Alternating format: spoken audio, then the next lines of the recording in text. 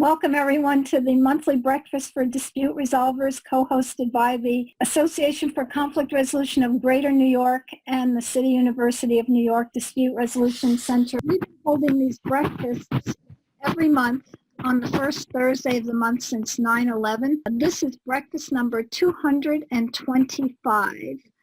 I am Maria Volpe. I'm a professor at John Jay and the director of the Dispute Resolution Center, and started these breakfasts way back 18 and a half years ago. Every month it takes a village for us to pull these breakfasts together and to organize them, and I'm really delighted to be part of an extraordinary team consisting of Julie Denny, Chuck Newman, Matthew Latimer, Nikki Borofsky, and this month we were joined by Alex Yaroslavsky, who was also last month's speaker. We couldn't do it without everyone pitching in and pulling all the pieces together. For this morning, I am really delighted that Noam Ebner is here with us.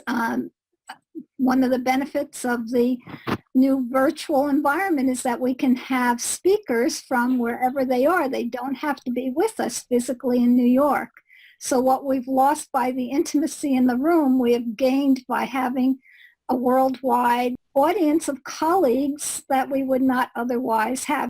I am going to turn this over to Julie to introduce Noam, who will be focusing on beyond technology, conflict resolution, and resolvers. Thank you, Noam, for being with us here in New York. Welcome back to New York, I should say, right?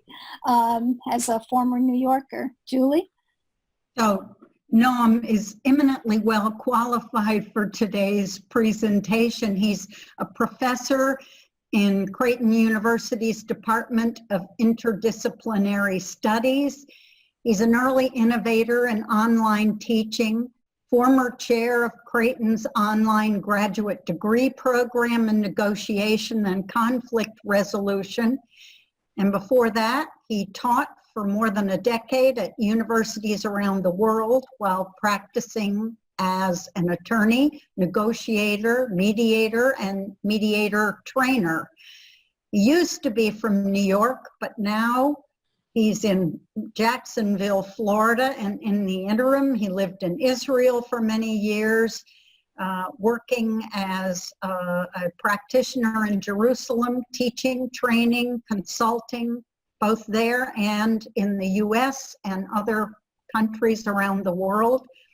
He's worked at the crossroads of conflict resolution and technology in practice, teaching, and research for more than 15 years, and he's a fellow of the National Center for Technology and Dispute Resolution. He regularly gives lectures and keynote addresses on technology's role in conflict and its resolution, on technology's broader effects on society. Gee, do we have any interest in that?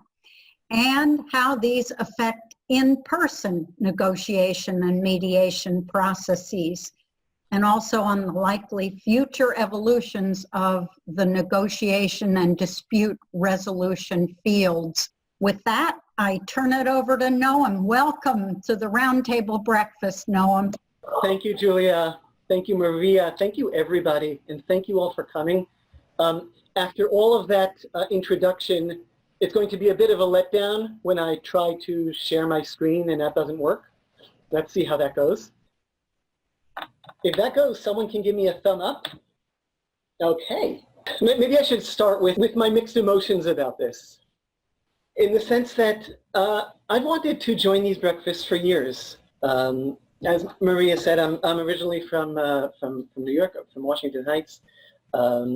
Everything going on in the city draws me. And ever since I presented at a conference at the ACR-GNY's annual conference, but ever since participating in 2013, I've been receiving invitations to the breakfast every month, and the topics and the speakers, and I was always so envious. And I didn't unsubscribe from the list even when I was living in Israel, because I figured, you know, at some point I'm going to get lucky. I'll be in the city at the right time, and this will happen. It didn't, I'll say, yet, but here I am, And on the one hand, like, this is not how I intended this to go. I'll also add on that I never expected to be on this side of the microphone, and I'm really humbled by that because I know who else has spoken to the group. I want to thank everybody who came. We've all been doing many, many pivots over the past 6 to 8 weeks. And one of those is the pivot by the organizers of the roundtable to take it online with Alex and headed by Alex. But in my conversations with Maria, with Chuck, Julia, Matt, Nikki, and Alex, I got the sense that they were thrilled by the challenge, happy for the opportunity. This might not actually be true, but that's what it looked like behind the scenes. And I really appreciate the admirable pivot that you've made. And ditto for participants, for realizing that we could do this. And I'm going to pre-apologize. I've never met anyone about whom I would say, boy, that guy really, really hits his stride in his natural environment on Zoom. And that's where this person should be working. I'm no exception to that rule. So, what are we here for? I think in the spirit of the new environment for the roundtable and so much else of what we're doing, things are changing. The Greek delta is the mathematical symbol for change or for difference. So this is my way of saying change is in the air.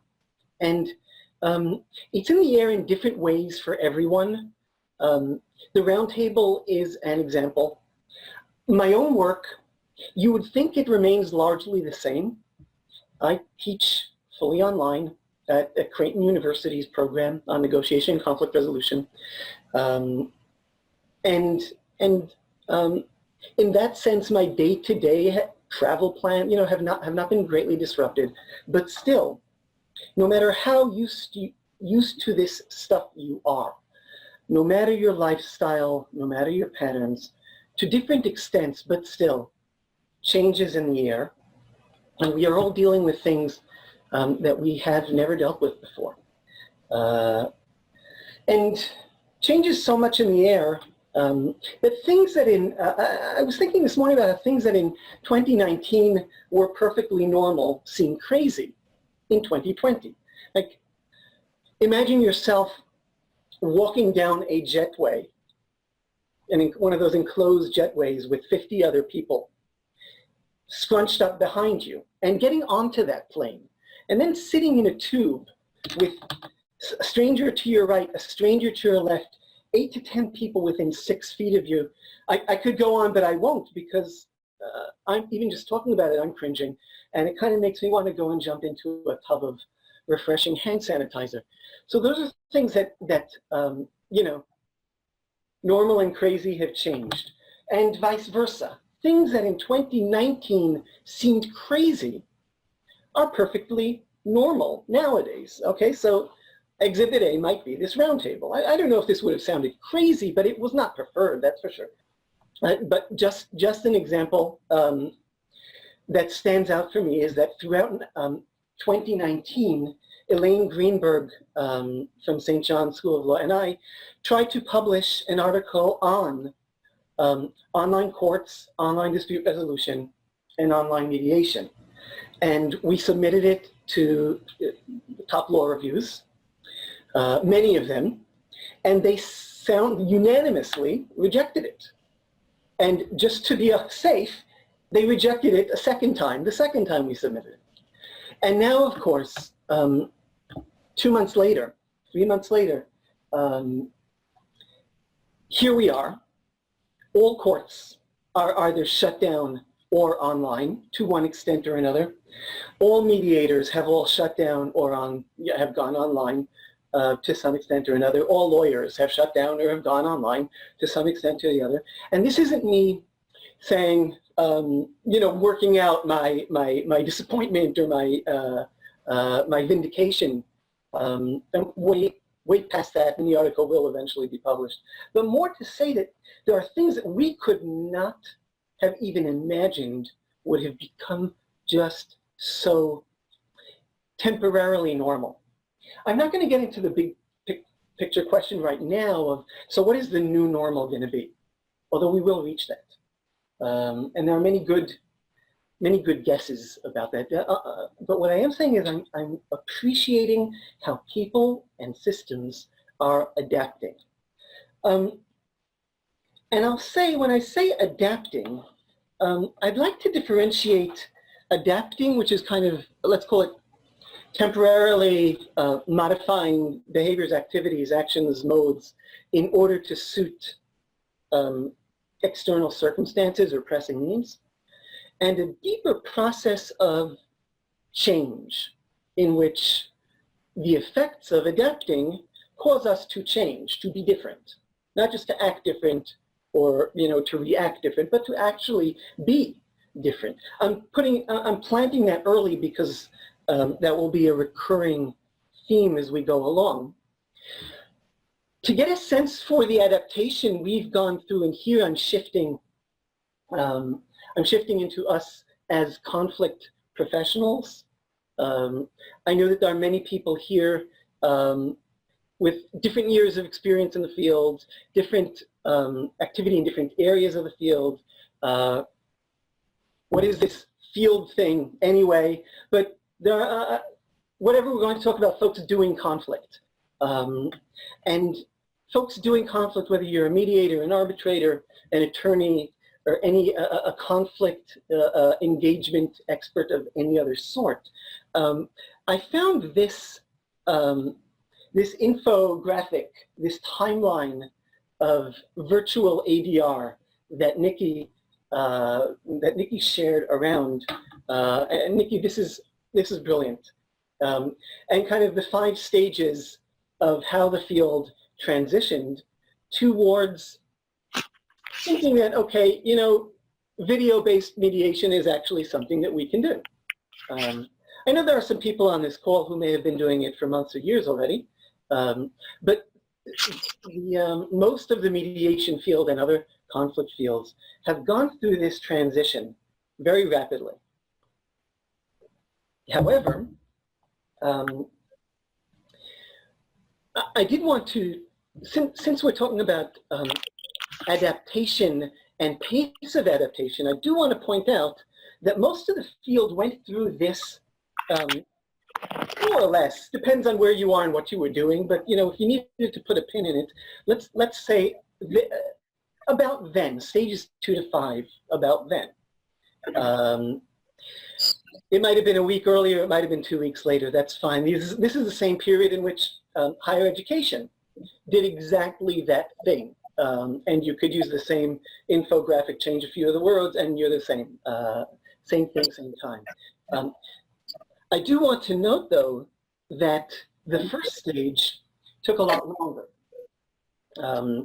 The notion of online mediation was introduced probably before that in different ways, but it was actually implemented and started to really be looked at in about 1996 with different projects that went on, then early on became known as ODR, online dispute resolution, but that is when activity in online mediation and other conflict activities became kind of a thing that was available, and most of us in the field, particularly until the last 3 or 4 years in which it began to mainstream, most of the field held off on that and waited. Not everybody withheld their judgment, of course, but held back from actually doing that. So I find that it's important to talk, when you're talking about change, it's important to look at the pace of things. So stage 1 took about 25 years. Stage 2, 3, 4, and 5 took between 5 minutes and 2 weeks, depending on you and kind of what happened throughout your initial, how do we do this, through to, here's my first mediation session, how's it going? The question of, after stage 5, the question of what's going to happen tomorrow, whenever tomorrow is, and by tomorrow I mean whenever this is all over, and I'm running out of air quotation marks to try and reach the concept of what are we going to return to if we ever return. So will there be a period in which in which some people actually prefer the online mode, in which parties prefer the online mode, in which we start at least to make to differentiate, maybe this situation is suitable for an online mode or not. These are all things that really remain to be seen, and I'll be interested in what their timeline is. It may be that there are already people who have reached the conclusions, heck, I don't know why I have not been doing this all my life. And there might be people who have already sworn that the moment they can bring people into their room, they are going to throw their laptop away. So there are going to be different decisions and different preferences on this. It's going to be interesting. But again, that brings us to the adaptation as opposed to change. We are all adapting. And I think that the field, both because of, I think, kind of our proactive nature, many people in the field have done a wonderful job of adapting, and also, and this also typifies our field, the many wonderful people who, like Alex, stepped up and said, hey, I've been doing this, I'll tell you the first few things you need to know in order to get started. And so many people would have found it challenging to start without that, and that also typifies our field. We don't set up entry barriers on purpose. And I think that's one reason that our field was able to shift so quickly to make that adaptation. What about change?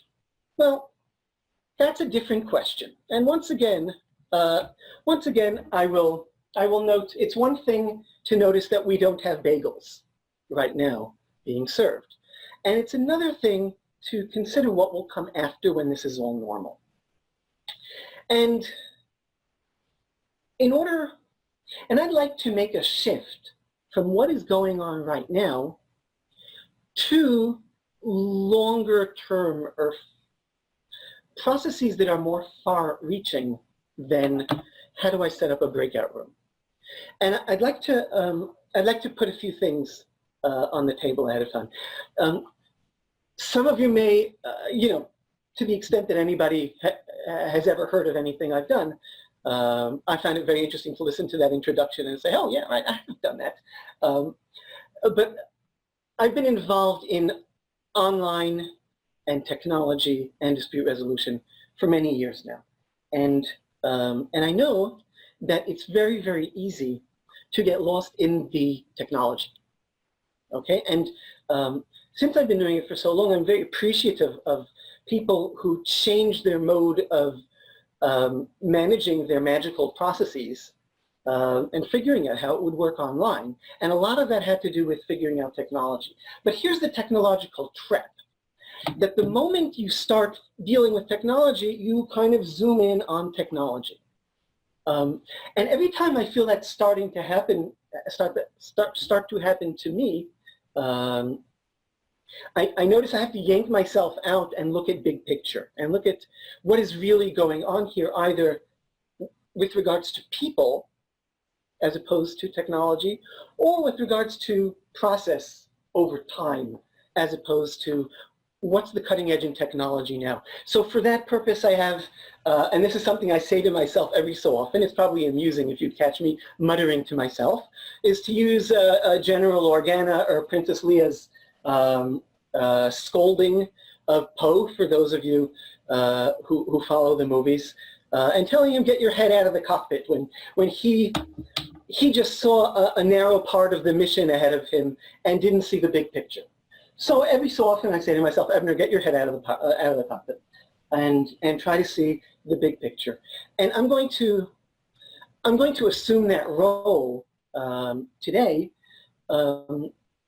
for you to some extent, because I know that in the early phases of the transition to technology, what we really want to do is make sure we know how to set up Zoom settings and make sure we get it right, and that we know how to do a caucus without accidentally letting the other people hear what's going on in the caucus, and figuring out what do we do if the call drops, and all of these things that take over our mind.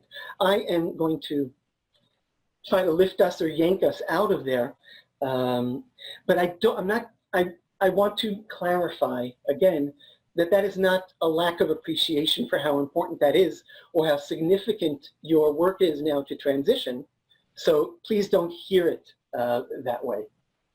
It's only because, and here I'll say it both provocatively and because I think it's true, is that even though the shift, the adaptation of technology is challenging and important, and even though I've dedicated a large part of what I've been doing for the past decade and more to technology. And even though I recently wrote in an article with Alice and Carol that one of the thing that I consider the biggest threat to the field's ongoing viability is our lack of comfort with technology. Despite all that, I will suggest to you that technology is actually the least interesting part of what is going on with conflict resolution, and conflict resolvers in this pandemic and beyond. And that's what I'm going to try and keep us focused on throughout this talk. We're going to go beyond technology. In order to go beyond technology, I'm going to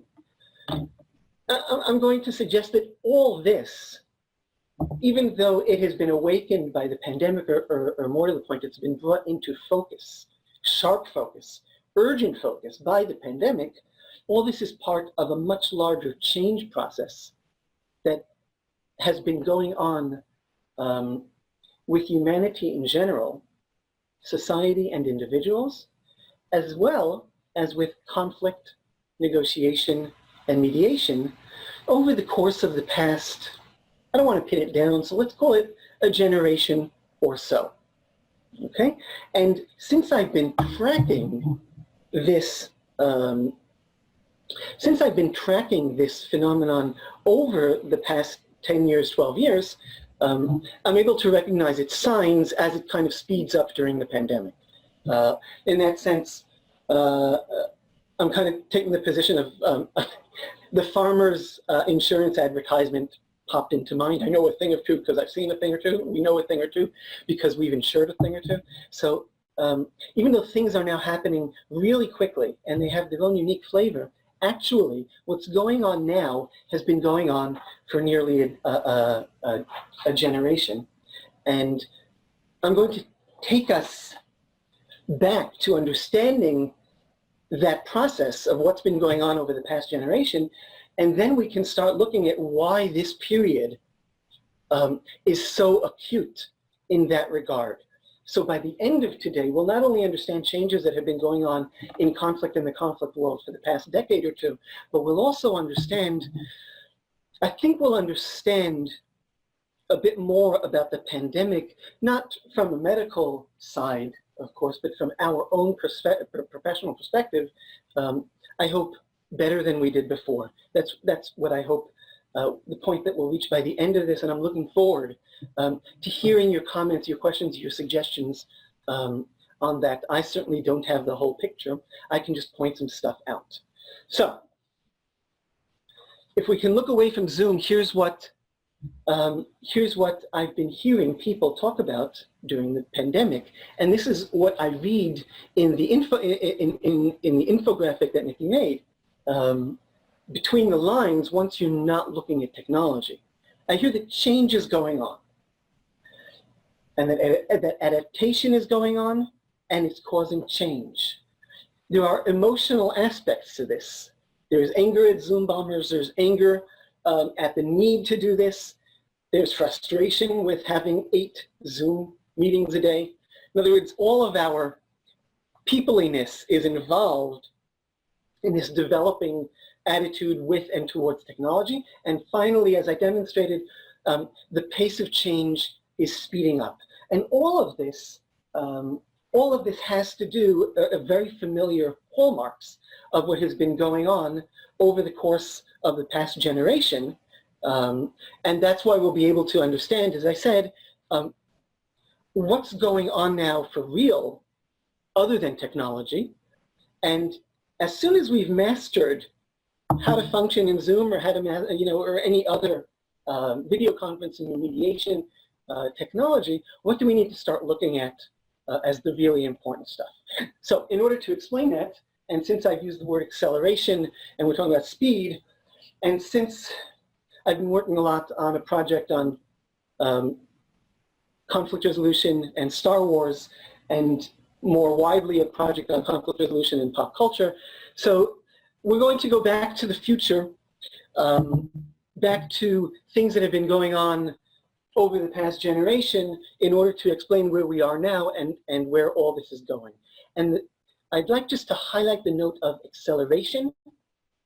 Things are happening faster than they used to. Change is happening faster and will continue to do so. I will give examples, okay? So what better place to start than with our changing world? And I figured that as long as you're going to have a technological flavor to our changing world, then there's nothing like a globe and some binary stuff and some snazzy digits and gigawatts and something that looks actually like a model of a Death Star to suggest that our world is changing and technology has something to do with it.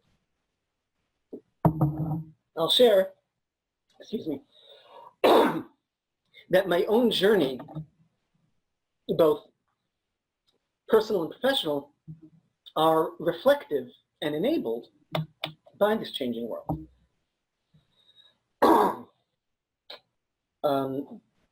I grew up in Washington Heights, moved to Israel, as a child, lived in Jerusalem, and immediately was cut off from everything, that a 10-year-old American boy experiences and lives with. I mean, sports scores would only reach Israel 3 days after the game had happened.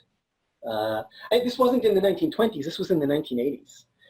But still, if we wanted to know what is going on in more or less real time, we actually had to listen to the voice of America on shortwave radio.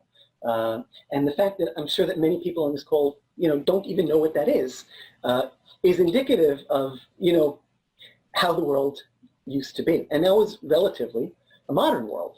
But still, since back then when you moved geographically, you were cut off. And if I don't know if the Yankees won, then who am I? And I lived for about 35 years in Jerusalem, and more recently decided to take a break from the Middle East, which is, by the way, something that I strongly suggest to everybody living in the Middle East, and moved with my family, seeking some degree of stability and normal and peace and quiet, neighbors, just pleasant and reasonable and rational and all that, and moved to Florida. And perhaps the fact that that was my choice in order to achieve all of those goals that I said, maybe that will lead you to treat my research, such as I'm about to present to you, with a grain of salt.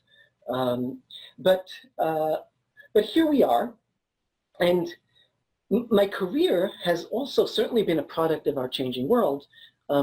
Early on, let's put it this way, Israel is a pretty small pond in terms of conflict resolution. I don't know if there is anyone from Israel here, but it's true. There's an old joke about how in New York, any day now, there's going to be the tipping point where there are more lawyers than people. And so first of all, in Israel, there are more lawyers than people than there are in New York per capita, just in case you thought that you were living in the epicenter of legal activity. But not only are there more lawyers per capita in Israel, there are certainly more mediators per capita. Just about everybody in Israel, you can't throw a rock without hitting mediator. And given that everybody wants to mediate and nobody wants to be mediated, which is not a specifically Israeli problem, I wanted to take my show on the road, and first I did that by traveling the world and teaching in beautiful and interesting places. But I also had a family, and I wanted to be with them. So I wanted to overcome geography. Along the way, even though I avoided email all through college, because I really had no deficiency in terms of chain emails or lolcats or jokes. I quickly became interested in online communication and how this is going to connect people in a brand new way. And that turned into a fascination with online dispute resolution and online teaching. And this journey eventually led me to Creighton University, who at the right moment in time, for me, was setting up, they had established a master's program in conflict resolution and wanted to set up an online program, but but didn't necessarily have the expertise to make that jump. And when we joined together, it was a perfect match and has continued for 13 years or so now. And we have a program that is, it can be taken either wholly or primarily online, depending on whether you're taking a certificate or a degree. One course is a one-week residency in Omaha. And I'm not saying that necessarily to shamelessly promote our own program, although while we're at it. But I'm also saying that in order to say that things don't necessarily need to be absolute one way or another. What is important is to be mindful about how you structure things. Is it for the good of the process to do some things one way, something another way? And I think that that intentionality needs to carry over to everything that we think about technology and its role in our work and our lives. Technology is all about binary, but the choice of using technology is by no means a binary choice. Since moving online, or since around 2007, 2008, 3 paths of my work converged. The first was that I noticed in my research that even though people were discussing how there's more conflict online in terms of these flame wars spiking up in discussion forums on the internet, people suddenly being very sharp and antagonistic towards one another, and that people are fighting with each other all over Facebook, where in the past they didn't fight with each other all over Facebook because there was no Facebook. I started noticing that it wasn't just that there was more and sharper conflict, but there was actually perhaps new kinds of conflict that didn't fit neatly into our typologies and our models of conflict. And even when they did, they were different. There were different players involved. There were different actors. So a new conflict is evolving due to online activity, and sometimes that spills over into real-world actions, interactions, and ramifications. So what happens online doesn't stay neatly online. That same insight of what happens online doesn't stay online is also true about noticing changes in myself. Having worked online for a long period of time, I noticed that I was changing. But it wasn't just that my online behavior was changing or my online persona was changing, but rather what I started to notice is that my increasing immersion in a technological world was causing changes in how I acted, and furthermore, how I felt, how I experienced, how I thought, essentially who I was, okay? And that's the difference between adapting and changing. This is changes in who I am. And finally, a third strand that joined that is a long series of projects having to do nothing with online activity, but having to do with negotiation theory, both in practice, both in its connection to the practice of negotiation and its connection to teaching. A series of projects, and they all kind of boil down to the same point, that there's something unsatisfying or incomplete in negotiation theory, something disturbing. It's simplistic, and it's not matching practice. That is when we would either practice ourselves or open our ears to a practice to theory channel, as opposed to preaching a theory to practice channel, we realize that there's something, we're discussing the state of the art in theory, building block after block on the early pieces, but it's not, something is not matching. It was actually this last strand that most directly led me to the project that I began in 2016, published in 2017, and am now continuing and kind of updating or reloading for today. So in 2017, I published an article called "Negotiation is Changing." And you can find it by Googling Ebner negotiation is changing. And in negotiation is changing, I tried to explain how the reason that negotiation theory, that there was this gap between negotiation theory and practice is simply because negotiation theory was largely constructed about 50 years ago, or between a period of 65 to 45 years ago. And there have been small incremental additions, but let's call it between the earliest writers, not the earliest, but in 1965 or so, and up to the publication of Getting to Yes, okay? By that point, the 80% of the foundation of negotiation theory had been established. And everything that has been added to that, including work of my own, is not groundbreaking, is not necessarily fundamental. Some of it can be, I don't say this dismissively when I say it's gravy. Gravy is my favorite part of Thanksgiving. So it is add-ons to the basic theory. The same, more or less, is true for mediation. And the same is true for conflict. And since there were slightly different years or different time periods for those two developments, I'll say this. All of the major theories of mediation were established before the world jumped sharply to technological immersion and online activity, okay? I don't know what your favorite theory of mediation is, but if you think about, some of it based on interest-based negotiation, so that was developed in the 80s. Community mediation was developed in the 70s, even earlier. Transformative was introduced in the 90s, and narrative late 90s, early 2000s, and then while there are other suggestions and others, but if we're looking at the big block of foundational things, it all cuts off, let's call it at the year 2000, okay? It all cuts off with the new millennia. And a lot of that is true about conflict theory as well. The foundations were all there before technology. And what I am suggesting, and will continue to suggest, is that what has happened since then is not that the theory was ever wrong. It's simply that people have changed.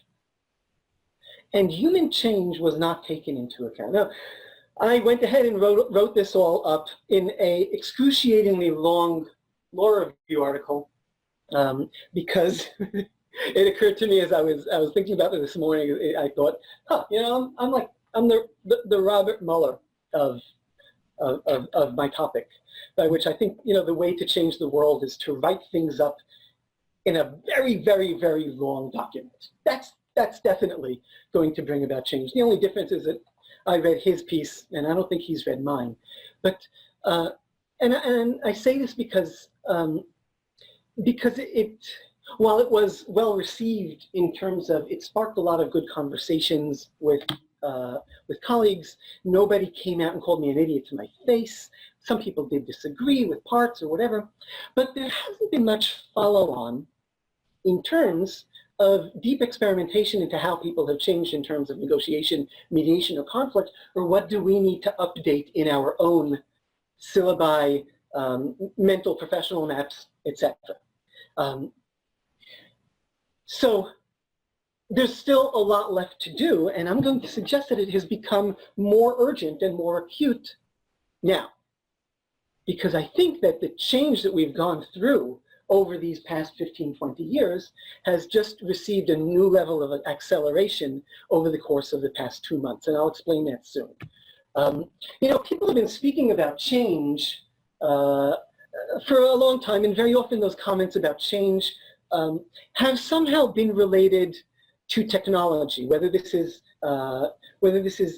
explicit or not, whether this is important or not, but it does kind of support the notion that I suggest, that I think that as society and as individuals, our increasing immersion in technology over the course of a generation has changed people It's being expressed in different ways. I'll also note that technology is not the only driver of change.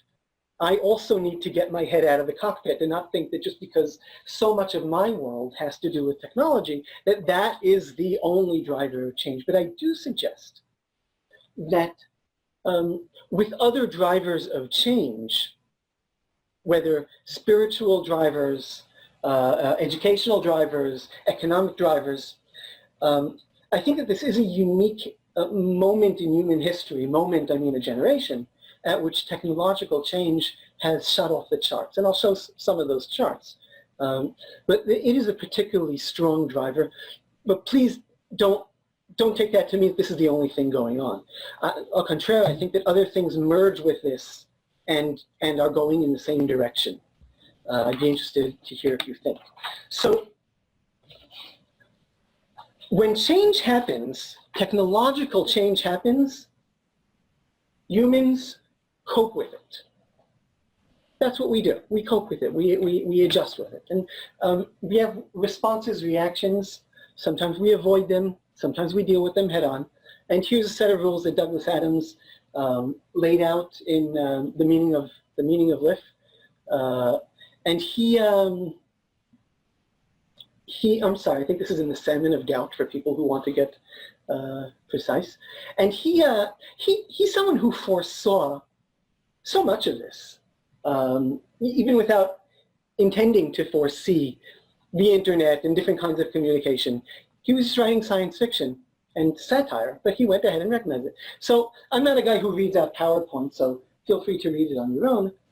And I'll note that while there's there certainly is some ageism in there, and I think that age, while it was not a, it certainly was a factor in how people adapted or reacted more to the point of technology. It wasn't the deciding, older people are not going to adopt technology and younger people will adopt technology. That's what everybody kind of black and white put it out at the beginning of the technological era. And it just didn't turn out that way. But I certainly do think that for those of you, I know there are people of different ages here, for those of you who lived, grew up with, and particularly worked before the immersion in technology, you'll find that this makes a certain kind of sense. You'll find that you needed to transition. But one way of putting it is the distinction between digital natives and digital immigrants. I am a digital immigrant. I'm an early digital immigrant, but I'm a digital immigrant. My children are digital natives. They, my 10-year-old could text before he could write. Oddly enough, he could even text before he could talk. It's just really odd, but odd things are happening. And so we're seeing that we have responses to technologies, to changes in technology, new forms of technology, and our own immersion in technology. And I'd like to talk about certain types of change just to give you an example, just to give you examples that these things are real in a scientific, real-world sense, and not in a general ideating kind of philosophical thinking about things sense, like, oh, everything is different now, technology. That's not what I'm talking about. I'm saying that even though we have not been discussing this in the conflict field, human beings over the course of the past generation have been changing. They've been changing behaviorally, they've been changing psychologically and cognitively and physically, and they've been changing interactionally. And I particularly think that changing interactionally is really important to us as negotiators and mediators. And part of the interactionally stems from the behaviorally and the psychologically. So I think that we really need to be aware of what's going on in those other realms and either start to research what's going on in negotiation and conflict, or at least as practitioners, we need to start being aware of it, seeing it as it happens, and kind of kicking it up the line in a practice to theory kind of pipeline tell people writing books. That is not what happens. People are not the way you think they are, sitting in your room writing without negotiation. Here's how they are. And I'm going to give examples of each of these. Okay? So here are some things, here are behavioral changes. And think about, just over the course of the past 10 years. I'm not going to say that we've all made all of these changes. Some of you on the line may have always, may have never done any of these without technology. Others have done this, each of these at different points over the past 10, perhaps 15 years. Others of you have only done half of them. There's one thing on this list that I would guess that each of you are resisting and kind of hold out to do that face-to-face. I call that, I think we all have a personal history and a personal evolution with technology. I think we also each have a personal resistory, that one technology that we refuse to use.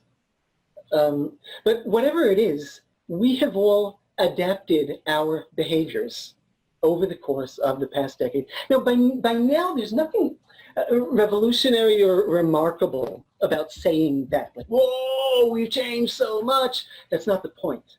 The point is that this is adaptation. This is taking advantage of technology in different ways. But once you do a lot of adaptation, when you adapt to and use technology, it starts to change you. At first, it changes the way you do things. Sometimes that's really significant.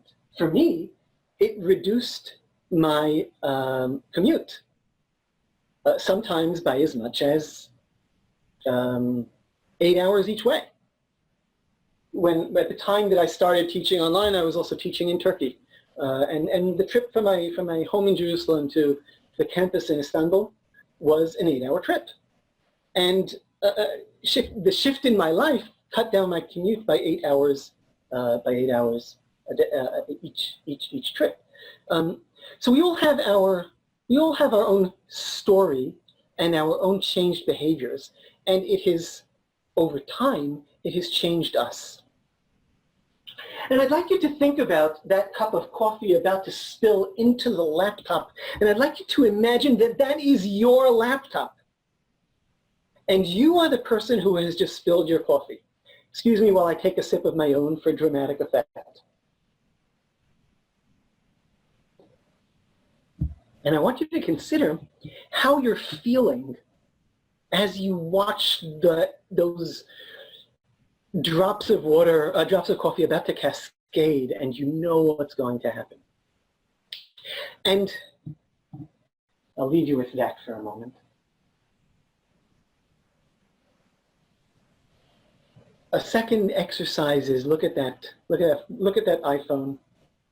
You know what? By saying the word iPhone, I'm applying this to only one half of the audience. Look at that phone. Okay, and imagine that your child, or friend, or significant other, or whoever the doofus of the day is, has just dropped it into the toilet.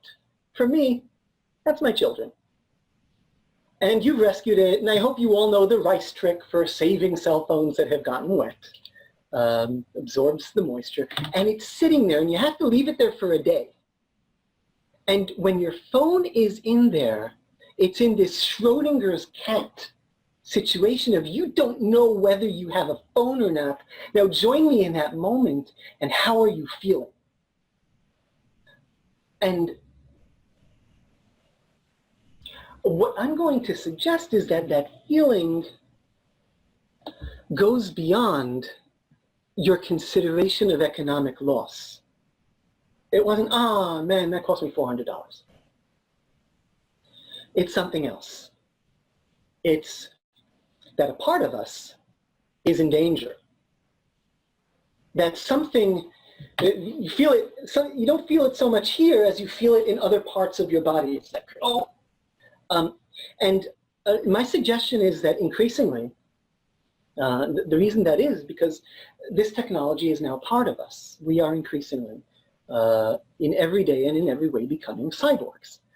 Now, some people resist this term because we're used to cyborgs. It's like, so I have a computer implanted in my face. And okay, so if you're not feeling it, that's fine. I'd suggest that there's really very little difference between having a chip implanted in your brain and being a cyborg, and having a cell phone in your pocket, a micro-inch away from your skin, 18 hours a day. There's very little difference measured in that micro-inch between us really being cyborgs and us being sort of cyborgs. But if anybody here has ever, broken a laptop, I think you have felt that sense of, I can't think without it. To those of you who have never had that happen to you, I wouldn't wish it on my worst enemy. So there is some of that going on. And there is also, again, to say that this isn't ways of thinking about things and philosophizing about it, but very practically, I'll ask you, have you ever felt, you have your phone in your pocket and you feel it buzz and you know that you've received a message, and you take it out only to see that you haven't received a message? And perhaps, like me, your first reaction when it happens is to say, oh, there must be some mistake here because I know I received a message. And this is happening to, it's not just you, or it's not just me. I was relieved to find it was not just me. It's not just you, it's all of us. And this is something that's being termed as phantom vibration syndrome, which we experience. It's a real thing.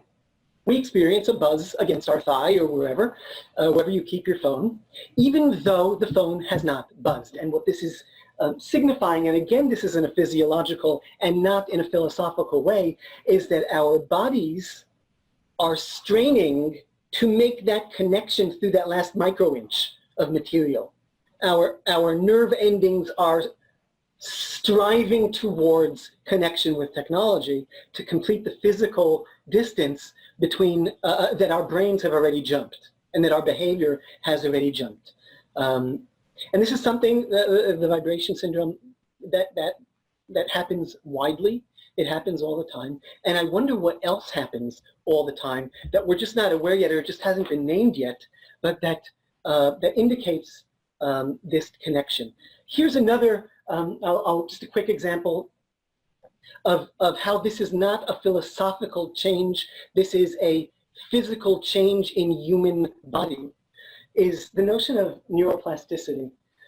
I'm no neuroscience scientist, and I was never a contributing member of the move to include neuroscience in conflict. I never had anything intelligent to say about that.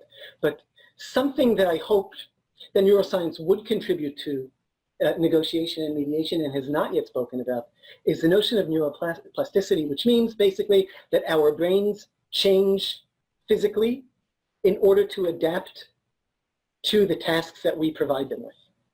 That's as simple. I'd say that's as simple an explanation as I can provide. I can also say that's as complex a definition as I can understand. But what it means is if we give our brain a complex task, it physically wires itself to the most efficient combination of synapses and neurons in order to complete that task.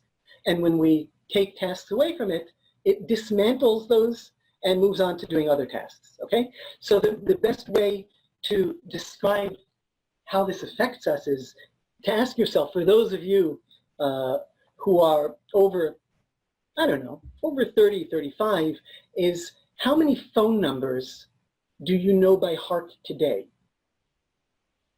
As opposed to how many phone numbers you knew by heart 10, 15, 20 years ago. The answer to 15, 20 years ago is all of them, right? And the answer to that today is not, none of them.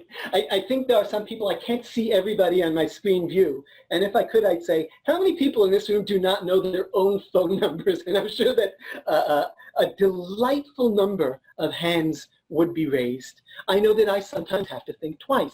And the reason this is not, you could say, well, it's because I don't bother to memorize that because they're all in my memory now. It's not only that. It's ever since memories started to be developed for phone, and the memories were right there on the phone as opposed to the Rolodex that you might have left in the office. Or I had one of the first Casio databank watches that could store up to 50 phone numbers. There was a technological breakthrough of the 1980s. I felt like the bionic person.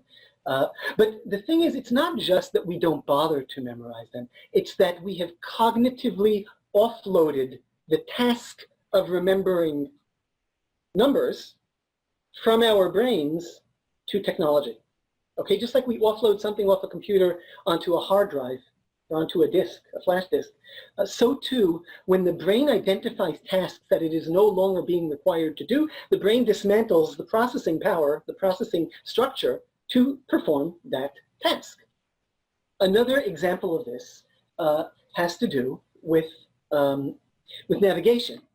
I'd like those of you who navigate using Waze or all sorts of satellite navigation systems, try doing it without it. And you'll recognize that it's not just that you don't know how to get places. It's that your driving experience and your situating experience has changed. The notion of where we are and how that relates to everything around us and where we need to get to has fundamentally changed. We've offloaded that task to our phones and to these programs, and dismantled some of the internal navigation system that we have. And boy, is that going to make a big change in how people are with relations to space and geography. I mean, think about the zombie apocalypse. If technology breaks down, it's not just that we don't know how to make anything anymore. We won't. All these movies in which people escape from one city to some other part of it. We're not going to know how to get there. We're going to get stuck, at the first exit, because we've offloaded that capacity. By the way, there have been tests of people who deal often with that kind of geographical navigation. They did functional MRI tests of London cab drivers.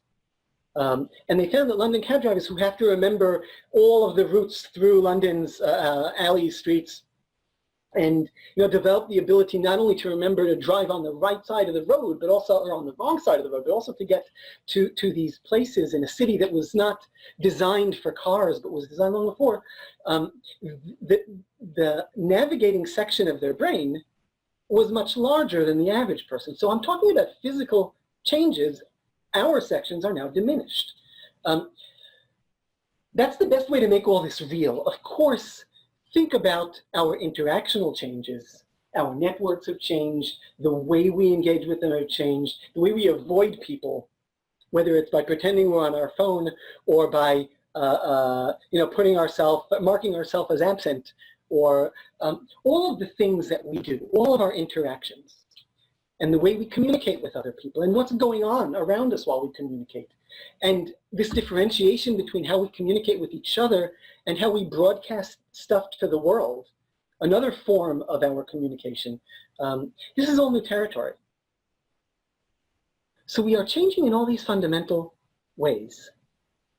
And yet, so it makes sense that if people are changing, physically, psychologically, emotionally, behaviorally, it makes sense that since, to the best of my knowledge, negotiators, when I was focusing on negotiation, then it also makes sense that negotiators are changing, people are changing in their actions as negotiators. If negotiators are changing, then negotiation itself must be changed from what it was originally envisioned as. And finally, of course, the same goes for when those negotiators are actually pretty angry at each other, and they are what we call parties instead of negotiators. The same goes for the processes they involve, they take part in then, which we can call conflict instead of negotiation. And of course, the same goes for us. We don't say, oh yes, people have changed, and we need to understand how they have changed. And David Matz from UMass Boston, who did a pre-read of my paper when I was writing it, and one suggestion of his that I continue to be grateful to him for was, he said, when you're writing about people, and how they are, human beings, you might not want to use the word they. Try we. That always struck me as, oh, that's a really good piece of advice. And often I think in our work as negotiators, we talk about how parties are. Our work as mediators, we talk about how parties are, and set aside or treat to a lesser extent that the fact that we are also there in the room.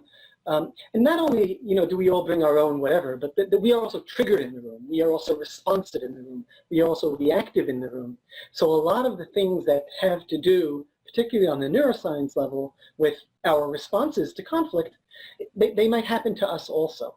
But setting that aside, if we are changing as people, we are also changing as mediators. There's no way around that. And our parties are changing. And to tie this into the early conversation before we got started today, their lawyers are changing. Their judges are changing, by the way, also. So it's up and down the system. And when I went and explored what the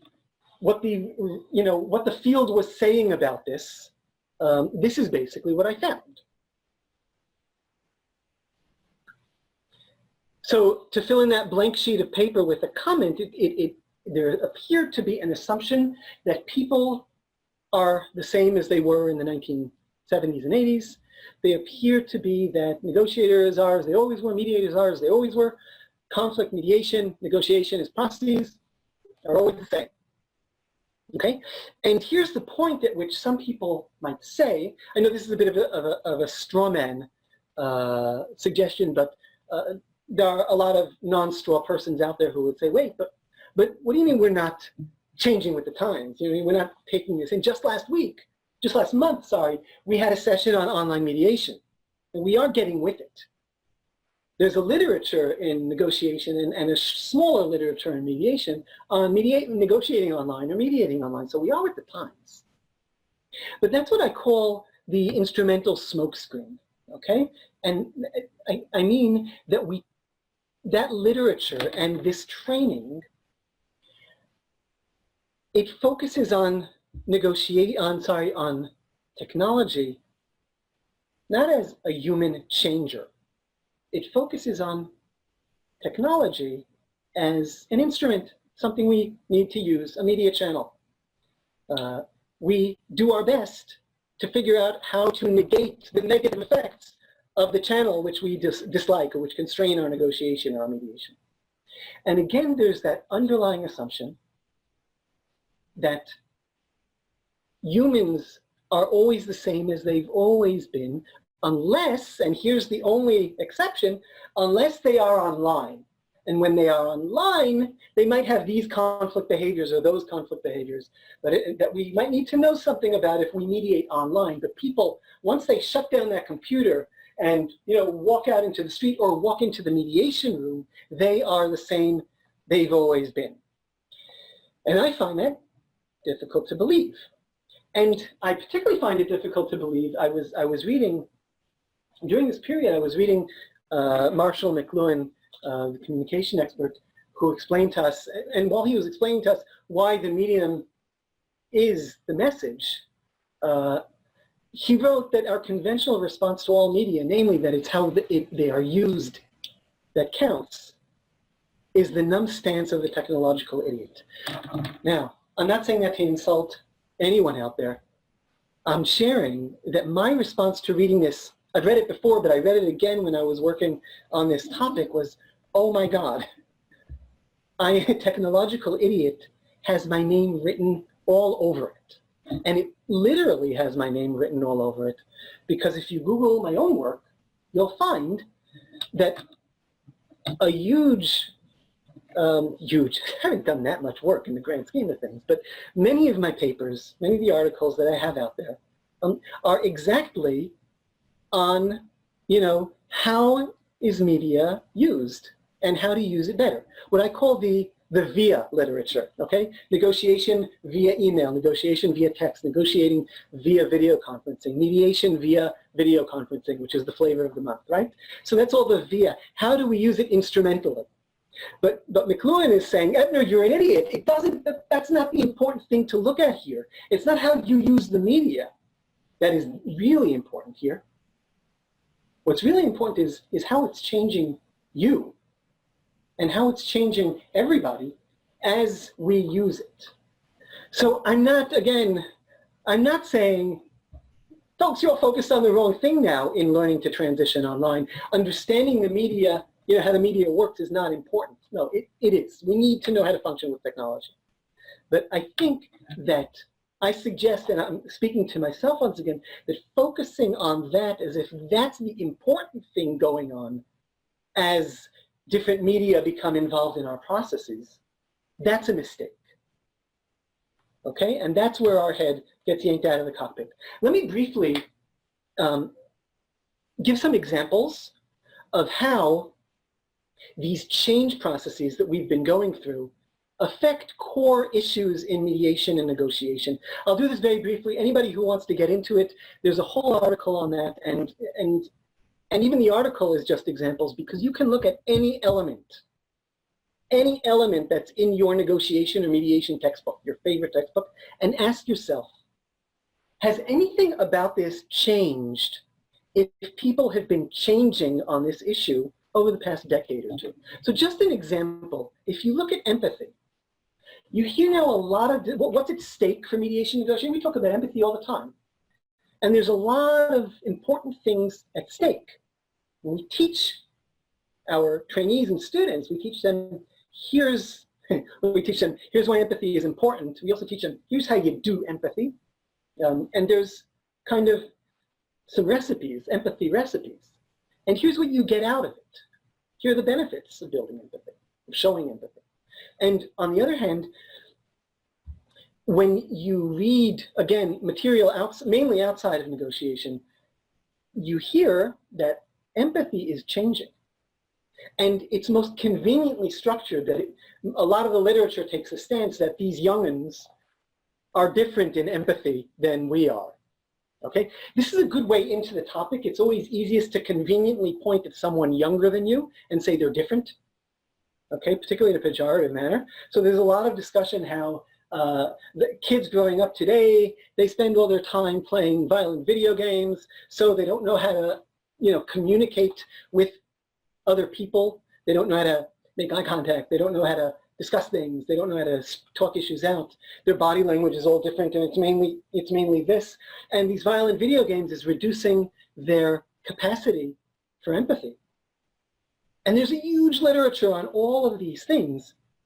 And I will say, I think that that's incredibly important, because some of the people discussed in that literature, even, the pointing down at young'uns, so to speak, those people have now grown up and they're in the workforce. Sometimes they're our bosses. And also, those are the people who, let's say, are in our workplace or divorce mediation processes. Some of those, let's say, the younger ones of those, are people who some of this literature was written about. I'm not going to get into the literature and what it says about different empathy, and there's a huge discussion about video games, for example. There's also the notion that, you can also positively affect empathy by playing pro-social video games. But that's not really the point here. The point is that there's a huge literature discussing human change. And I think that it's on a core issue of negotiation and mediation that we really would like to be informed if humans are changing in that, because a lot of what we teach, write, and practice has kind of treated that as a constant. That's just an example. A second example is the issue of trust. Trust, again, what's at stake? And for trust, it's all the good stuff. Everything that we talk, teach, and practice in mediation or negotiation courses has been shown to be mediated by trust, has been shown to depend on trust. Trust has been shown to improve it. And trust was shown in Stephen Goldberg's research to be the primary attribute, the number one tool that parties view as the mediator's primary and most valuable tool. The mediator's ability to generate trust, the party's trust in the mediator, okay? So if this is our main tool to some extent, I think we'd like to know if trust is changing. And I'm going to suggest that trust is changing in oh so many ways. And I'm not going to get into it deeply because I think that, that we see this day in and day out over the past, certainly over the past 5 years. It wouldn't be political, I think, to use the word over the past political cycle. It's kind of sharply spiked, changing in trust. But not only, I mean, even we used to ask our friends which restaurant we should go out to.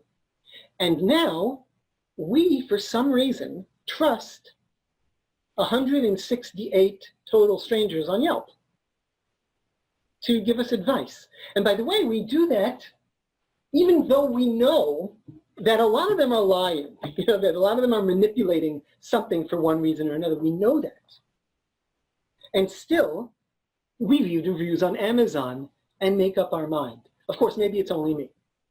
But anybody who's ever gotten into an Uber has changed the way they trust. You have fundamentally changed the way you trust people from when your parents told you don't take rides with strangers to the moment you got into an Uber.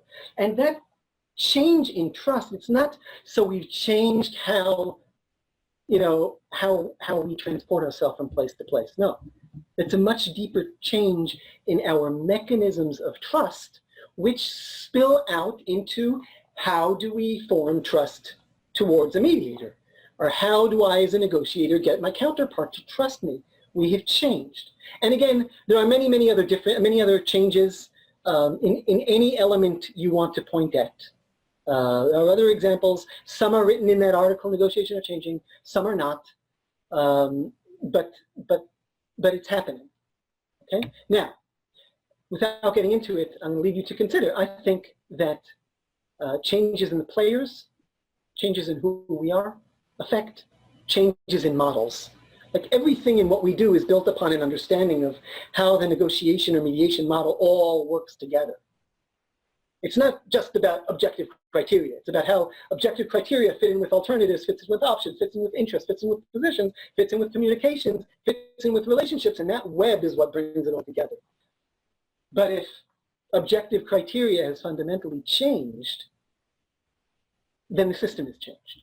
And I'm going to leave that as a thought rather than getting in. And I know we're getting on a time, and I want to.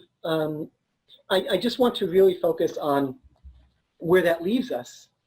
That leaves us into take everything that you read about negotiation or mediation from here on, take it with a grain of salt, or ask yourself a question: is this still true about people? You might not know the answer at once, but you can start looking for it. And the first place to look for this is in yourself.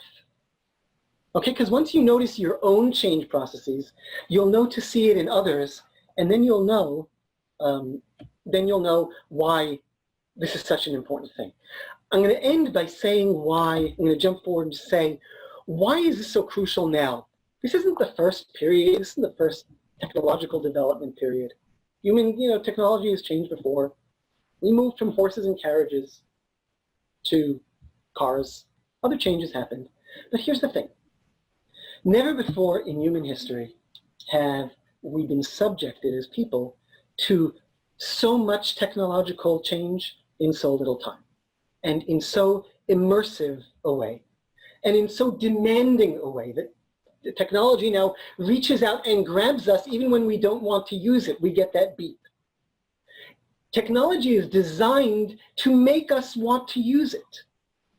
Some of the highest paid people in Silicon Valley are attention scientists.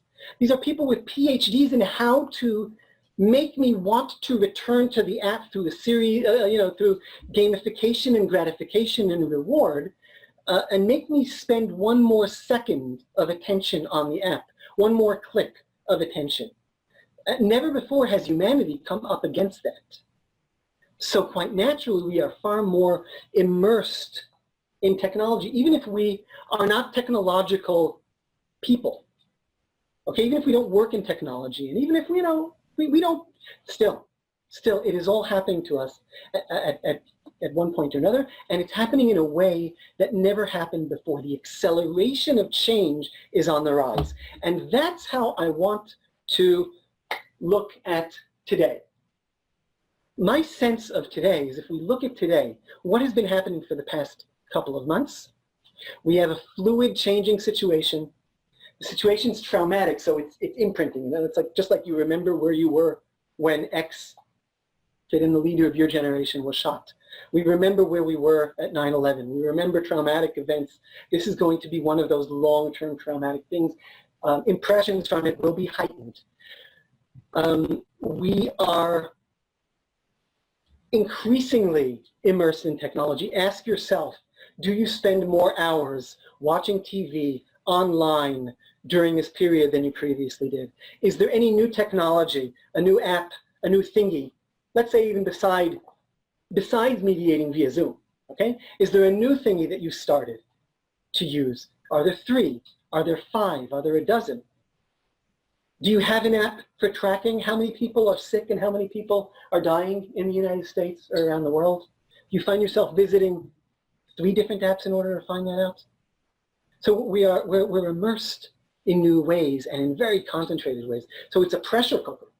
And that pressure cooker is not only continuing to develop these issues, and think about the notions of these past 2 months and how many issues of trust, empathy, attention, how often have these issues come up in different ways in the media, in yourself. And there are new issues, that these new negotiation and mediation central issues. You know, a handshake, right? That's simple, that's innocuous. But now, now think about making, shaking someone's hand. Think about shutting the door behind you and sitting around a small table with people. We've seen changes in people's attitudes towards authority, new attitudes to person. All of these have to do with negotiation, and it's going to have lasting effects that are not just adapting. Some of it will develop into human change. There's also been accelerated innovation, and I'm not going to get into it, but just think about all the stories you've heard about people developing new respirators on the spot, or 3D printing masks. There are 200 vaccines in the works all of a sudden. People making hand sanitizers out of I don't know what. And finally, just an example from our field, I'll make a plug. Accelerated innovation in our field. Michael Lang and a colleague have brought to publication, a book on living together, separating, divorce, surviving during a pandemic, with advice and guidance from 70 or 80 mediation experts. They brought this together in less than 3 weeks. Less than 3 weeks, that's the pace of change. Now you might say, well, this isn't technology, it's a book, but it's the pace of wrapping your mind around problems and developing a solution.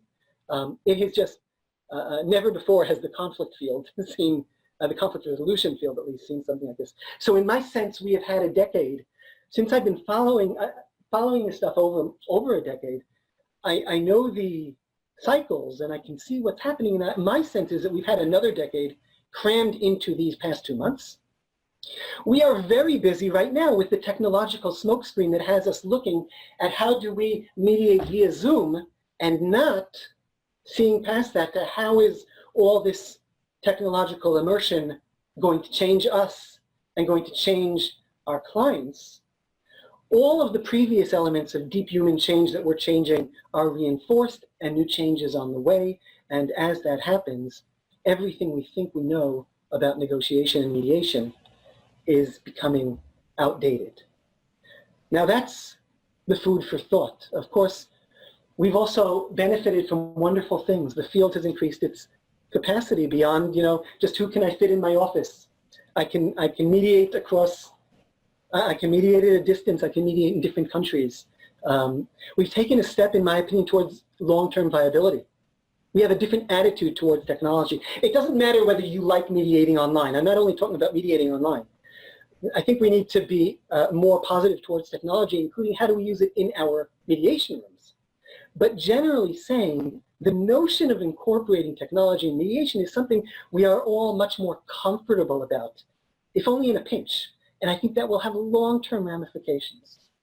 I hope that this session might have also put deep human change on the radar, and that you will help to identify just what that is and what these new conflict dynamics are. And finally, to leave you with a thought, this sentence from Clay Shirky, as we head back into the Zoom room, I think we're reaching the point now, or we will in 3 weeks, at which the communication tool of utilizing primarily video conferencing in order to mediate at a distance is about to become technologically boring. Many of us will have done it. We know how to do it. It's not this other thing. It's just something we do when we need to. That's when it becomes socially, that's when it becomes technologically boring. And that's when it becomes socially interesting. What new things are we going to do in the world now that we're comfortable with that? How will mediation, what changes will we make to mediation processes in order to take advantage of what we have? And what things will people think of that the designers of Zoom or your trainers on how to mediate via Zoom never, ever considered? That's when it becomes socially and professionally interesting. So thank you for staying with me. Thank you for lifting your heads out of the cockpit. I know that we have a lot to get back to, so if it drops back into the cockpit, go off and fly that X-Wing. Thank you. I know there's not a lot of time left. I apologize. I'll be here for as long as you are. So over to you. Thank you. There are lots and lots of questions, so nobody's got their head in the cockpit here. No. My apologies. No, don't apologize. I wish you could have watched the chat while you were talking, but the whole thing is you can't really do that. But there's enormous appreciation for the issues that you've raised. Everyone wants copies of the slides. They've asked for references. Now the thank yous are streaming in. Somebody asked for a specific example of an ethic that you think has changed in, say, the last 6 months, year? Let me zoom back even further. Research has shown that people engage in more aggressive tactics, let's say over email and even over video perhaps, but primarily towards people at a distance. Okay? People are more able to be unethical, they're able to lie, they're able to be crueler. Okay, so we know all those things. I can't imagine, and this is just, again, in the realm of my imagination, I can't imagine that over time, if we get used to being cruel, demeaning, racist, aggressive towards people just because they are not in front of us, I don't believe that over time that doesn't filter into how we act with people in the room. Okay, that's just an example. There are all sorts of differences. There is research going on about how people lie via different media. Again, that's in the via kind of, and they're showing that people lie most. Well, it's hard to know what the most up-to-date research is on this because it changes all the time. People used to lie most via text, but also, interestingly enough, people were most offended when other people lied to them via text. So I think both parts of this are interesting. That a media should affect how we, not just how we frame our discussions, but it affects what the borders of our behavior are. I find that fascinating. I also find it fascinating that our response to ethical infringements is media dependent, and I just can't imagine that that doesn't over time trickle in and affect how we are in a room. That's just an example. I know it's kind of a sidestep and that's what comes to mind, but I think that that's real. There's another one that says, I'm not sure our baseline humanness will change, only how we access and utilize it. Any comments? That is a great, only to say that is a great comment, and I wonder. I don't know quite what humanness is as opposed to exactly, our manifestations of humanness. I don't know exactly which is imprinted at what level. And that might lead a little deeper into the philosophical realm that I'm underqualified to comment on. I will say, though, that much as I ponder that question often, and since I'm not qualified to go too deeply, I don't know the answer, I'm going to suggest this goes deeper than we think. I'll leave it at that. That's where I come off on it every time. Nikki, I'm not able to scroll up on the comments. Can you do that? Yes, I can, and actually, I can also share a screen of the comments that I have been collecting. Highlight. If that's okay, Right. and we can kind of scroll through those. If a union declines teleconferencing to mediate an employee grievance until after the pandemic, and such a potentially long, indeterminate delay would prejudice one of the parties, what do you suggest to be able to move forward via teleconferencing? It's a tough one. You know, to the extent that I was asked, I can say I don't know. I don't know, and so I don't know if it's tougher than anything else. You know, in the sense that in the early days of online mediation, and I'm talking 2 decades back, there were all sorts of assumptions about what would work via video conferencing and what wouldn't. And the assumptions back then were largely that, yeah, you can have kind of low-value economic discussions via this, but anything that requires real feelings, you're not going to want to do that online. But the phones Wow. That's that quite a rang in statement. the office of online mediators were people who had workplace issues and divorce issues. And they were the first voluntary consumers of online mediation. Right. Actually were surprisingly those. I don't make an assumption that anything is out of reach necessarily. I think it's more a question of picking the question apart and wondering, what are your assumptions about why that would not be advisable or would be advisable? And what is the essence of the process? And is there anything in the media that is constrained or just denied because of the media? And I think we'll all discover that we can do more than we think we can. Question that came up several times in a discussion was about Zoom exhaustion. Someone said in a face-to-face mediation, it may go on for 8 or 10 hours, a whole day. But how do you feel about, or what have you observed about that sort of online exhaustion where I just can't take sitting in front of this screen another minute? A great, acute, and painful question, which I would suggest to use as an example of me saying most questions that I get asked about online processes essentially is not a technological question. It's a mediation question. It's a process question. You would deal with the same question in a room to some extent. You would deal with that problem in a room to a different extent if the room had slightly harder chairs or slightly less light, or the air conditioning wasn't working just as well, and you would either make physical adaptations, Right. or you would make process adaptations in order to accommodate that and to work around it. And my suggestion is make process accommodations for that, to stir something into the mix. This notion that mediations are whole day ventures is I won't say uniquely, but it's a predominantly United States notion. In other places around the world, mediation sessions are often broken down into 2-3 hour sessions. Segments. And this whole day, which serves several purposes, some of them better than others. I mean, it saves money on convening and convenience on convening.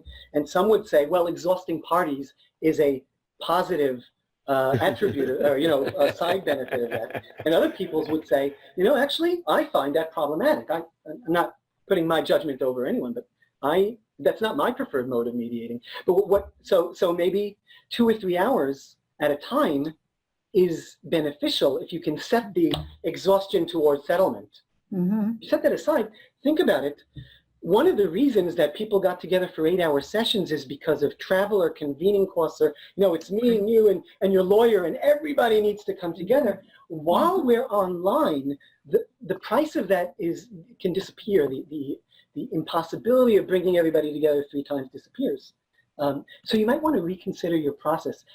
If our processes are set in stone, Great. you're in trouble. This is a great time to rethink your processes. And I'll also add a side benefit. When you come back, since you will now be rethinking what parts of this are actually process essential, process positive, process supportive, you'll be rethinking all of your assumptions about process. And when you come back to the room, you will have new thoughts about your in-room process. And you will improve. You'll be a better in-room mediator because of the thinking you did as a online mediator. You can take that to the bank.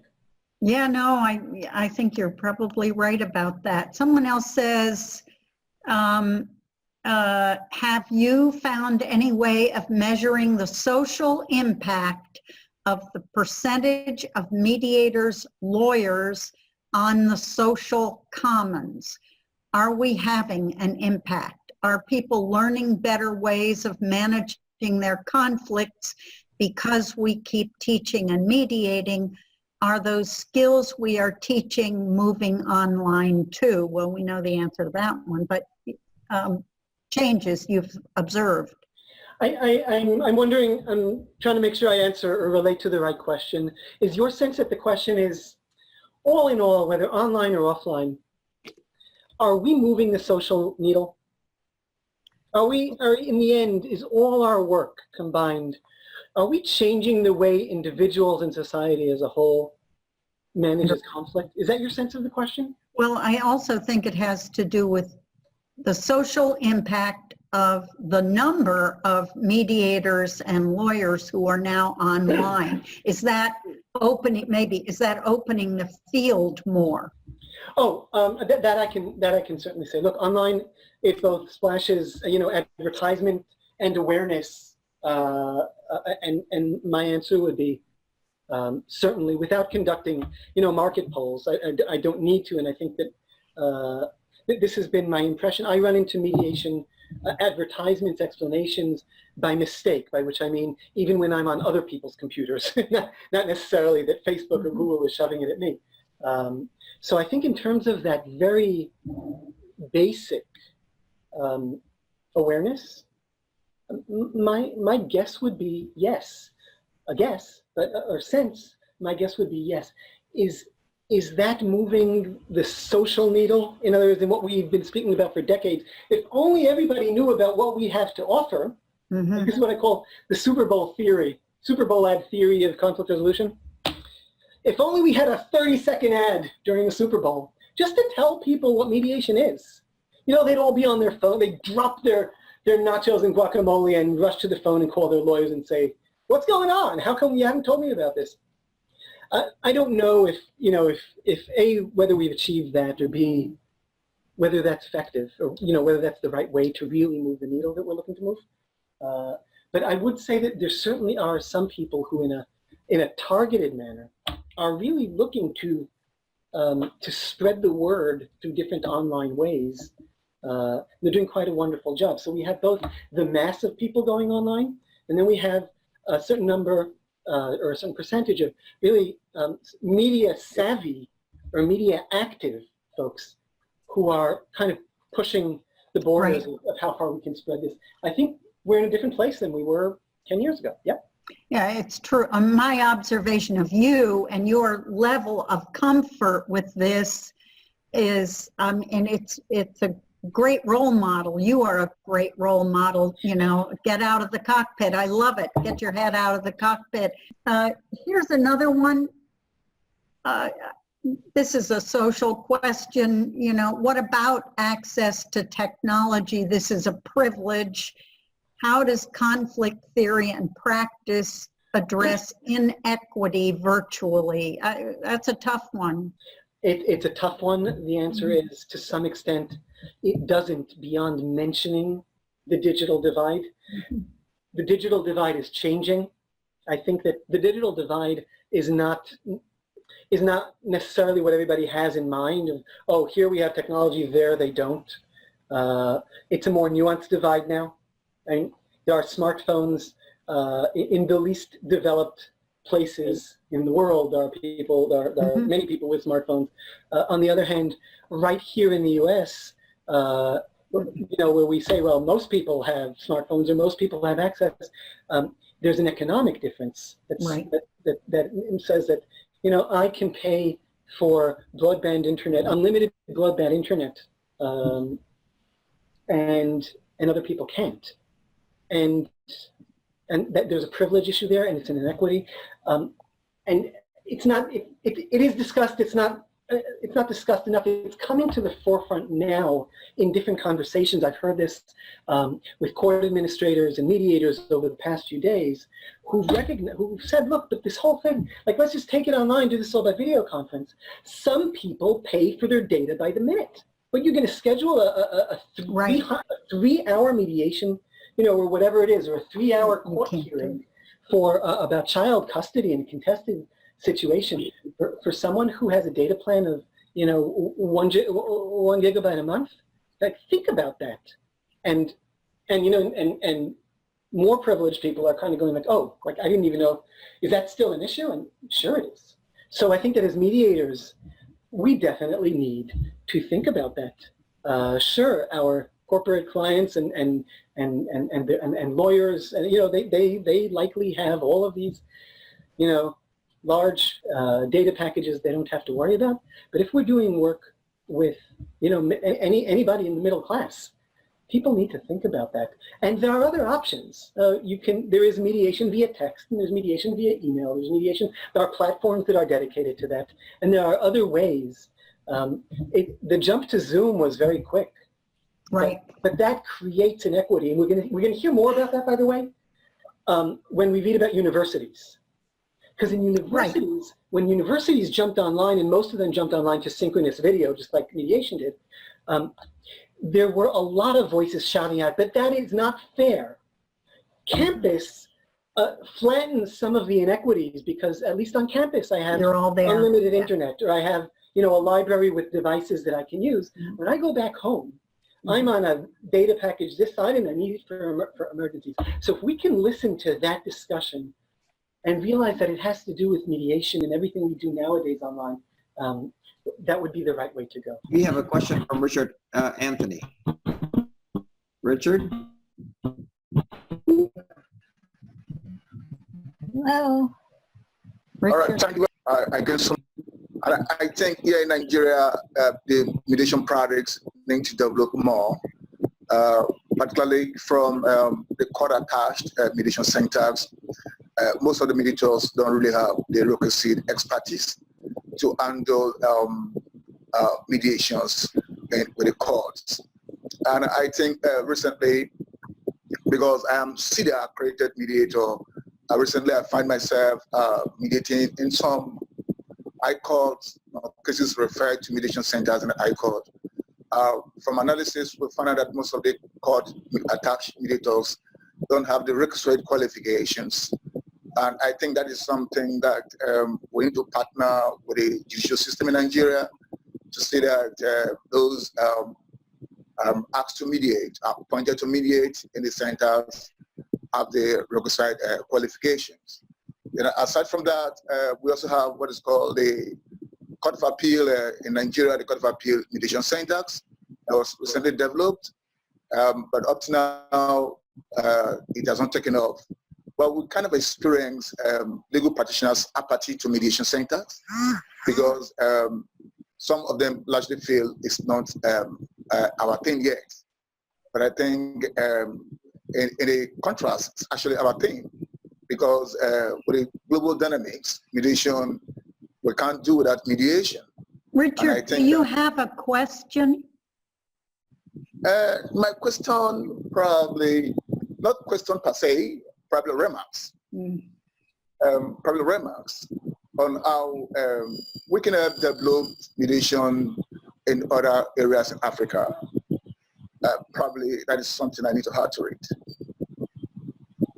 Any if I other would- questions? If I would jump on just to respond to that, to bring it into the context of what we spoke about, I think that any opportunity that we have, whether in Nigeria or in New York City, to set up a new system of mediation, which might include a new system of mediation qualification, would really do well to rethink everything we think we know about mediation.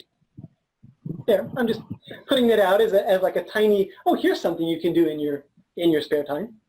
But in other words, every time you implement, you can either do more of the same, or you can use it as an opportunity to put some of these what has changed thoughts into practice. So I would say jump on those as an opportunity to think about this. Other questions? I have a question that I posted on the chat, Julia from New Jersey, and I'm interested in getting into mediation with school and special services. There seems to be a big gap and a big disparity in how services are delivered. And, you know, I echo what Julia was saying about getting some support and services to some communities in Trenton. It's challenging. I just needed to say I worked at a district that it's totally upside down. My question to Noam is how do you actually engage in mediation online, thinking about privacy, and what does that look like? I noticed that when there's lots of different issues, but I stay with the privacy issues when you discuss mediation and services for kids, especially with special needs. How does that look like when you do mediation online, and who gets their hands on that mediation clip? I'm gonna give you a very partial answer. Okay. And then relate another bit of that to the larger theme of today. Yes. And then send you off to do some thinking for yourself. Yes. The direct but short answer is there really is no way to ensure completely that what is said in the room stays in the room. I'll go further and say that there's really no way to ensure that in a face-to-face process either. I know. Okay? I know. Yes, unless you manage to somehow implant a chip into people's brains that will explode if they say, but the mediator told me. Yes. Or unless you take people's cell phones away from them. Absolutely. So they're not recorded. So the fact that exists, let's say on Zoom, on Zoom, if I'm recording, right? You see on the upper left, you'll see that it says record. But you don't know if I'm recording this session either by having a cell phone aimed at it from a corner that you don't see, or by having some screen capture program running in the background. So the answer is, there really is no way. And that's a problem. In fact, you don't know. I might have someone else here in the room with me taking notes, writing things down, and you just don't know about it. Yes. So one of my answers about, but how do we do that through technology is, look, the gold standard, assuming that, well, in the room that all works, that's all fine. So it's hard to work with technology. We have this fallacy about the gold standard all over negotiation and mediation. Okay? That's one part of an answer. And so the second part is, some platforms are better than others. Some have internal recordings, and some tell you when it's being internally recorded, and some don't. But essentially, there's no way to prevent it. So again, it returns it to being a process issue. Just like in the room, you'd really want to say, they can go and talk about it if they want to, and they will. Is there any way that I can incentivize them not to do that? Through process, to make them appreciate the value. Yes. And it returns to that question. And the final thing that I'll say, commenting, bringing it back to the larger topic, is we have these assumptions about privacy. Yes. People's desire for privacy, people's need for privacy, what people are willing to share and what they aren't. It has been codified to some extent, so we have rules, right? But I think we all know that people's attitudes towards privacy have been changing over the past generation. And here's another example of a negotiation, mediation, and conflict issue in which people have changed, but our thinking about it, our actions have not. And I'll just leave that as food for thought. Thank you so much. Yes, thank you so much. It's sort of like the way you frame it and how you come together. I mean, even in actual live meetings, things do get out of hand, and it's not ensured the privacy really stays in the room, Yeah. Okay, Patricia McGuire is raising her hand. Patricia? One of the questions that were raised, and I find it so important, is how, as mediators, can we spread the word to push the envelope to get people to buy into mediation more? And I think this is so timely because now I also am a judge in Canada. And what I find that was so inefficient, and I might have colleagues on the line who might criticize me, is how the justice system has failed the people as a third arm of government in that it just shut down completely. And you get these notices. So now people are depending on the courts to resolve their problems, but they just find out that I can't go to court because the court is shut down indefinitely. Yet I'm an arbitrator as well, and I'm able to conduct an arbitration for a whole day and be able to give a bench decision while the court is not functioning. And that is the government that is given to the people to resolve. So when people are hearing that mediators are solving my problems and much more, I'm able to contribute towards the solution of my problem. There would be, and it is cheaper, and they don't have to wait 2 years on a docket. I think that would motivate people to become more involved. Mm-hmm. And I think this is a great, to me, I see these are one of the positives of SARS-CoV-19. And we should see these opportunities instead of hemming and hawing about the danger of SARS. And to go back to my colleague's question about privacy, I've had that experience in private mediations, in person, where people are texting away what's going on, even though you're telling them that they're confidential experiences. So there is no limit on privacy as long as human beings are involved. There's only so much control we have. And unless you can control the total person, your control of privacy and whether it stays within the realm in which it is said, it's very limited. Whether you're online, in fact, I'd hasten to add that we might be safer online than we are in person. So I just wanted to add that. And I really think as people in ADR, we need to talk to our courts and make them more friendly to who we are and let them see that we are problem solvers and not their competitors, because we're here to serve the public. It's not about us. We've got to become more client focused, and the people are the clients of the court, not the judge or the clients of the people. And we need to be more focused in that way. Thanks.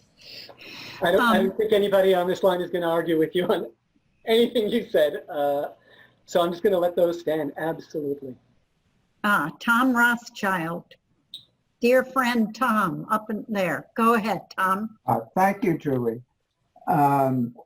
So my question relates to something that you said before about there being new technology that can read facial expressions possibly and then post something about them.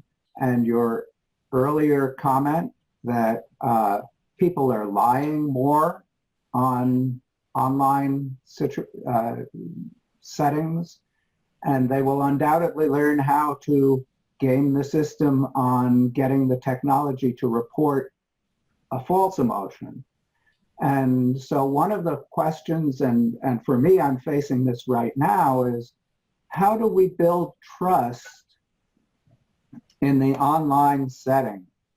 How do we get people to start to trust one another? Not maybe easier to trust the mediator. Hopefully they presume the mediator is trustworthy or they wouldn't be there, but particularly if it's voluntary. But how do we build trust among people in an online world? And I look forward to the future teaching us the answer to that all-important question. Let me kind of put some ideas out there. There is a very large literature on trust and trust building. There's a lot of research that has been done, and a lot of both conceptual, theoretical, and practical research. We know relatively a lot about trust. We also know quite a bit about the effects of online media on trust. Okay, so if you want kind of an introduction to some of that, you can again Google Noam Ebner SSRN and pick an article. Some of them have trust in the title, and it's just as an entry point in the bibliography. We'll send you on to other places. It boils down to trust. It's going to boil down to trust. The question of whether we use this software or not.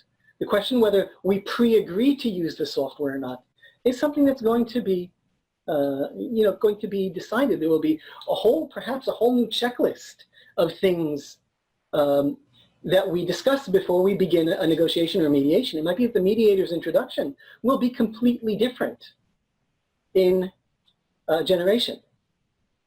Part of that will be because of technology. Other parts of it will be because of technology's deeper effects on people. Okay, so there are the direct and indirect. And I think trust is a great place to start looking for where can these changes be.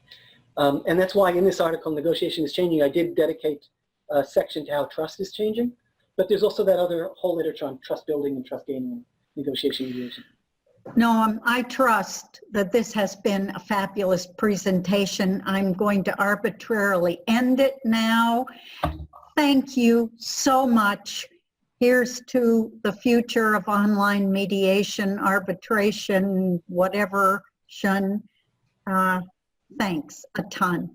And I thank you all. Thank you, Julia. Thank you, everybody. I hope to meet you at some point.